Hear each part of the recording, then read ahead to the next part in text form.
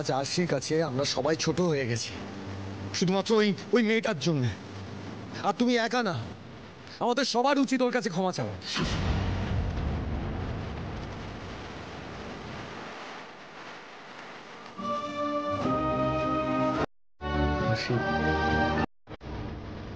Please আমাদের ক্ষমা করে দিও তুমি।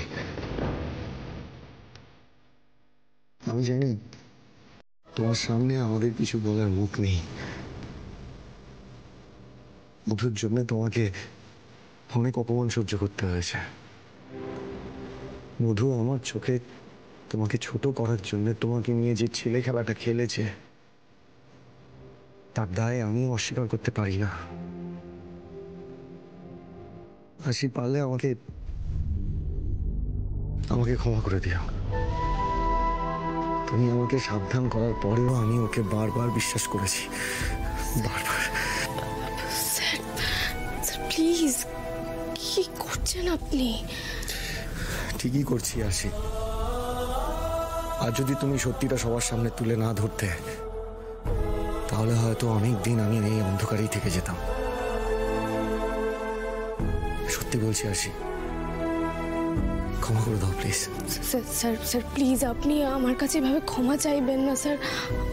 আমার খুব খারাপ লাগছে। ক্ষমা তো চাইতেই হবে আশি। আশি, আমরা তো তোমার কাছে কম অপরাধী নই। আমরা দিনের পর দিন তোমাকে কষ্ট দিয়েছি, তোমাকে অবিশ্বাস করেছি। আর এই সাক্ষ্যজিৎ চ্যাটার্জি ভুল করলে ক্ষমাও চাইতে জানে। মা, মেজকা, কাকিমা, এখনো ওখানে দাঁড়িয়ে আছো কেন? এদিকে এসো, আশির কাছে ক্ষমা চাও।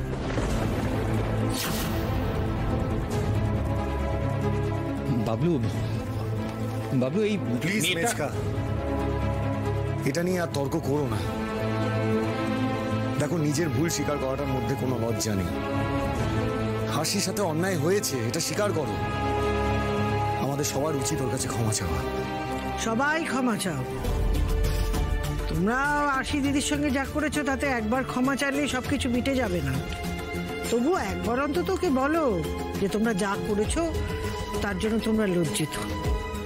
বড় বৌমা, যাও, তুমি আগে যাও।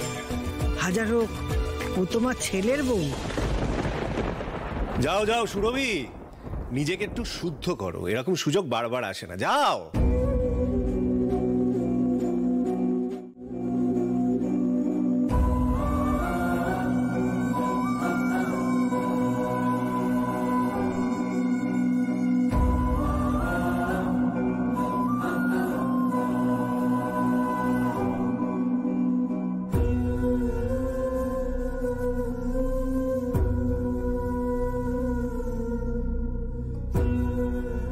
সরি।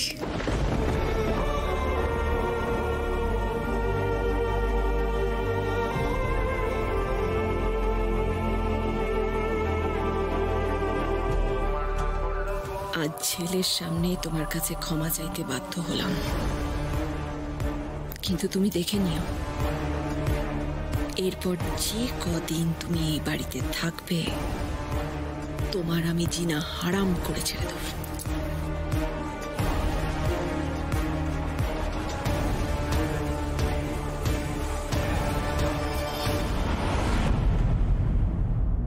বলছি যে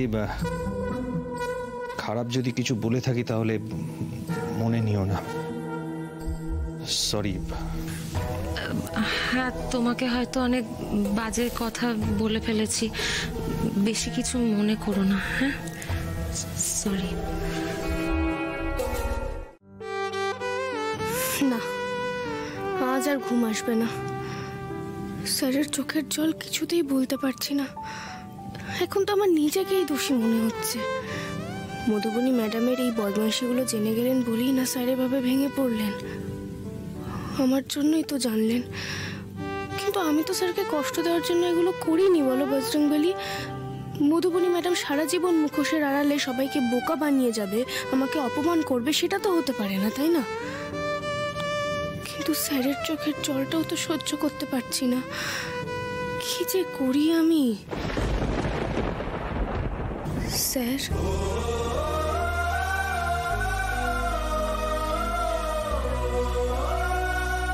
আমি এখন কি করবো? কি করবো? না, একবার গিয়ে দেখি ঘুমালেন কিনা।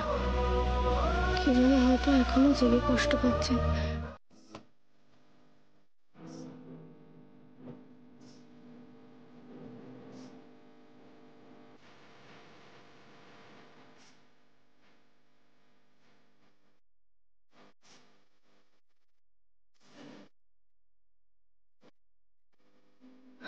সর্বনাশ, এ তো 103 জ্বর। এ বাবা, কি আগে ওষুধ খাওয়াতে হবে।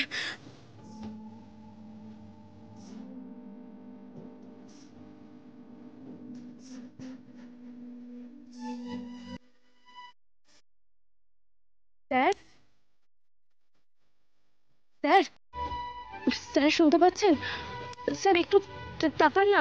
স্যার, স্যার আমি আসছি। আপনার প্রচন্ড জ্বর হয়েছে স্যার, ওষুধটা খেতে হবে স্যার। একটু উঠুন স্যার, একটু চোখ খুলুন। আসে হ্যাঁ হ্যাঁ স্যার, হ্যাঁ স্যার। মধু কেন করবে বলতো? স্যার এরকম করেন না স্যার, আপনার প্রচন্ড জ্বর, একটু ওষুধটা খেয়ে নিন স্যার প্লিজ। স্যার একটু চোখ খুলুন। লাগবে না, মধু কেন এরকম করলো? ওষুধটা খেয়ে নিন স্যার, হাঁ করুন দেখি। হ্যাঁ হ্যাঁ, এই তো এই তো, হ্যাঁ হ্যাঁ হ্যাঁ, দাঁড়ান দাঁড়ান, জলটা স্যার, এবার একটু জলটা খেতে হবে স্যার। দেখি দেখি, একটু হাঁ করুন। এই